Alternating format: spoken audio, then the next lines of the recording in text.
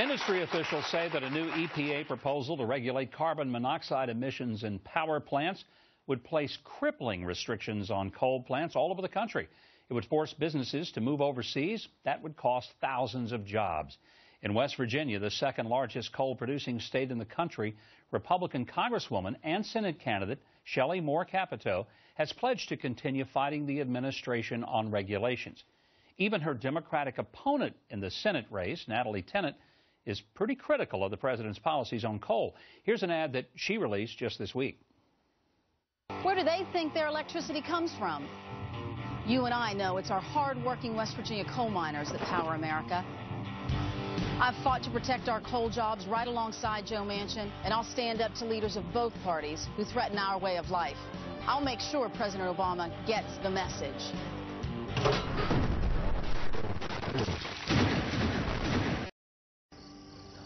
Well, one thing I'd like to agree with her on, turning the power off at the White House. That's a good idea. Well, Pennsylvania is also one of the largest coal producers in the nation. Congressman Mike Kelly is one of the leading voices rallying against the very ridiculous EPA rules, and he joins me now. Congressman, thanks for joining me. Good to have you here today. Thank you, Governor. It's great to be with you. You know, when I was hearing the candidate for Senate on the Democratic side saying she will fight President Obama, I'm scratching my head, and then she made this comment about, I'll stand up to leaders on both sides. Congressman, I'm not aware of any Republican who hates coal. Are there any? Listen, the Republicans have been standing solid for coal for so long now. The folks on the other side have it kind of mixed up, and they forgot about who made this country great. Coal has been the workhorse of the American industry. And now this president stated, as you know, Governor, when he was running, he said, listen, you want to continue to make electricity by burning coal, you can do it, but we'll bankrupt you. Gina McCarthy, his new EPA chief administrator, just said, you know what? There is a war on coal.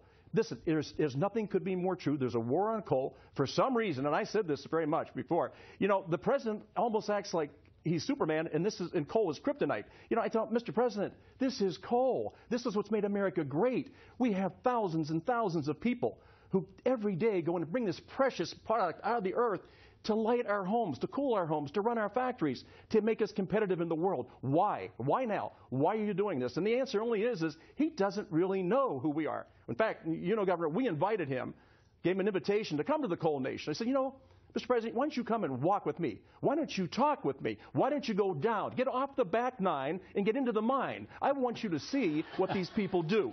And if you can tell me after looking them in the eye and say, you know what, I still think of you the same way as I used to, you just cling to your Bibles and your guns, and you're insignificant, I would tell him, Mr. President, you are so far off the mark. This is what made America great and will continue to make America great. In a global economy that we should be dominating right now, we see a president who continues to always play the fact that he's a victim, whether on a domestic issue or an international issue. This is the president, the leader of the greatest country in the free world.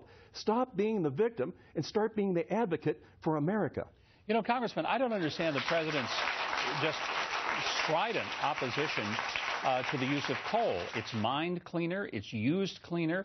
I'd much rather us use coal that puts Americans to work than I had to go and use some oil that we suck out of the sands of Saudi Arabia to make them obscenely rich so they can use their profits to fund terrorist schools. I don't get this whole anger the president has toward coal. So how do we get this country to wake up to the fact that we've got energy, it would put Americans to work, but we've got an administration that seems to not be interested in those two things? Well, the best way to do it, Governor, as you know, we have a very important election coming up this fall. We've got to keep our majority in the House of Representatives. In fact, we've got to increase it. But people like Shelley Moore Capito have got to go to the Senate. We have got to win the Senate this fall. If we don't, we will not be able to stop this president's agenda. Listen, it's very clear, at least clear to us, of those people that get up every day, put their feet out over the bed and say, I'm going to get up and I'm going to go to work because I want to put a roof over the head of my family. I want to put food on the table, clothes on their back, and I want to make America great again. Making America great means taking advantage of the assets that the Lord has given us. My goodness. When we look at what we've got, centuries, not decades, centuries worth of very affordable energy. It's affordable, it's accessible, and it's just so right for us right now. It would make us the leader in the global economy. Congressman, I love your optimism. Always a pleasure to have you. And if the president takes you up on the offer to come visit the coal mines, let us know. I'll be there with a camera.